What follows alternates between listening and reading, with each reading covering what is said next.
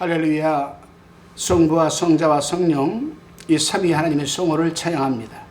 오늘도 여러분이 살아가는 삶의 현장에서 성령 우리 보혜사 하나님의 인도하심과 보호하심과 또 다스리심이 함께 하시기를 축원합니다. 오늘은 에스겔서 28장 1절로 23절의 말씀을 가지고 마귀라는 주제로 우리가 요약강의 큐티를 나누어 보겠습니다. 두로와 시돈은 지리상으로 인접한 도성입니다. 성경에는 종종 두 지명이 연결되어 소개된 곳이 여러 곳에 나옵니다. 이제 두로의 최후 멸망에 대한 예언인 동시에 시돈의 멸망도 곁들여 지금 예언하고 있습니다. 왜냐하면 시돈이 두로와 연결되어 있고 같이 붙어 있어 연결되어 있어서 이 시돈이 참 아주 두로를 따라가는 거죠. 본받는 거죠. 이제 본문 1절로 10절까지를 살펴봅니다. 본문 2절에서 에스겔 선지자는 두로 왕이 자기는 수도를 바다 가운데 가지고 있으므로 난공불락이니 신과 같다고 자처하면서 교만을 떨었습니다. 이런 교만은 당시 이방 세계에서 강대국들이 왕들이 가진 동일한 아마 마음이었을 겁니다. 누가 나를 건드릴 것이냐. 에스겔 선지자는 본문 3절 5절에서 그러한 두로 왕에 대해서 그는 스스로 지혜 있는 체하며 다니엘보다 지혜롭고 은밀한 것을 깨닫지 못할 것이 없다고 하는 이 두로 왕을 책망합니다. 재물로 인하여 더욱 교만했으니 장사함으로 재물을 더하고 그 재물로 인하여 마음이 더욱 교만해졌다고 합니다. 그렇습니다, 여러분. 사람은 재물이 많아지면 하나님보다 그것을 더욱 사랑하고 의지하게 되는 것이 바로 사람의 마음인 것 같아요. 교만이죠. 또 다른 면에서 보면 우상이라도 할 수 있습니다. 우상. 하나님의 백성들이 재물이 많아지면 많아질수록 더욱 겸손한 마음으로 하나님께 감사하고 그 재물을 하나님의 영광을 위해서 사용되어질 때에 하나님께서는 더욱 많은 재물이 통로를 열어주는 것 아니겠습니까? 이제 본문 11절로 19절까지를 살펴봅니다. 이 11절에서 19절까지는 굉장히 중요한 대목입니다. 왜냐하면 하나님은 우리는 사단, 루시퍼에 대해서 잘 모릅니다. 사단이 어떠한 천사였고 왜 타락했으며 그 사단이 왜 이 땅에 떨어졌는지 우리는 아무도 몰라요. 그런데 유일무이하게 하나님께서는 이 두로 왕을 빗대어서 사단의 모습을 우리에게 지금 계시해 주고 있습니다. 이사야서 똑같이 계시했습니다. 요한계시록에도 나와 있습니다. 이제 본문 11절로 19절까지를 살펴봅니다. 본문은 에스겔 선지자가 교만한 두로 왕에 대한 애가를 지어 부른 것이죠.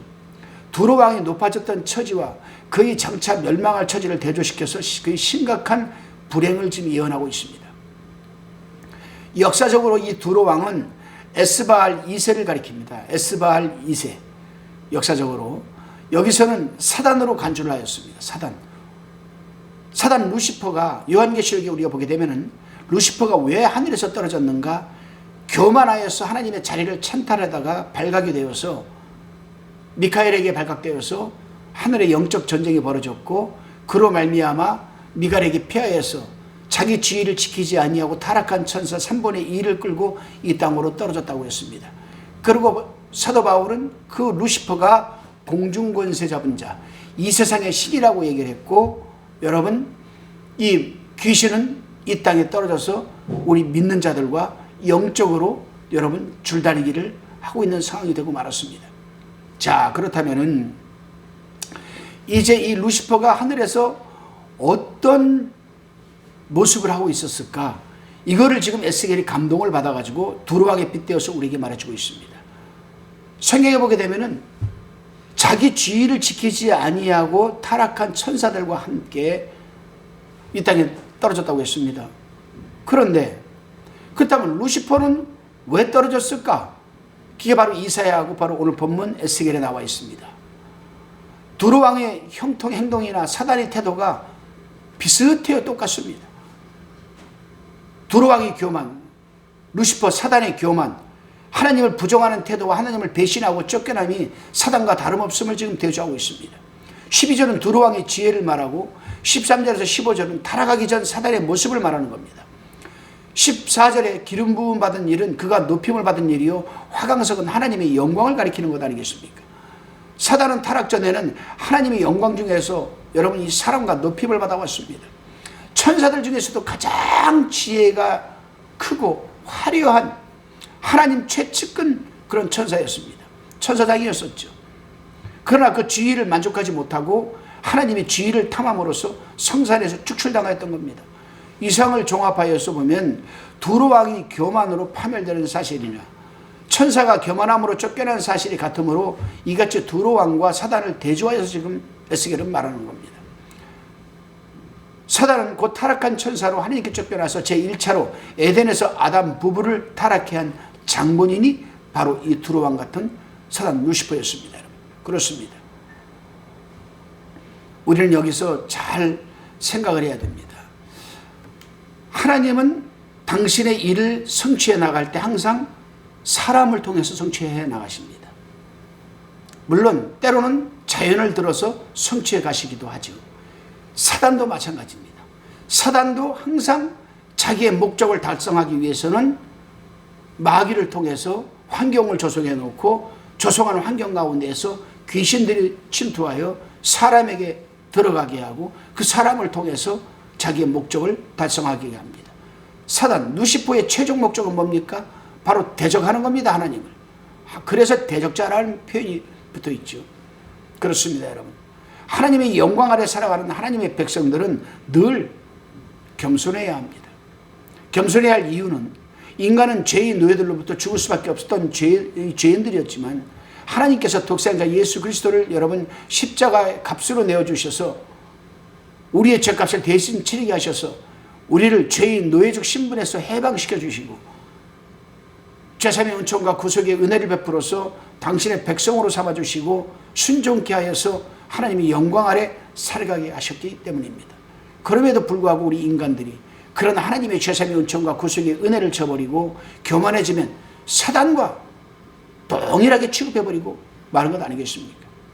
그래서 당신이 최측근이요 사랑하는 수석제자였던 베드로까지도 한순간에 잘못된 언어적 행동에 대해서 사단아 내 뒤로 물러가라 꾸짖었던 건 아니겠습니까? 마가복음 8장 여러분 33절에 기록되어 있습니다. 그러므로 우리 하나님의 백성들은 어떠한 상황 속에서도 하나님께 겸손한 마음과 자세로 영광 돌리며 감사해야 하는 것입니다. 제가 이 에스겔을 강의하기 전에 이사야서를 강의할 때 이사야서에서 제가 분명히 말씀을 드렸습니다. 사단 루시퍼에 대해서. 에스겔도 오늘 똑같이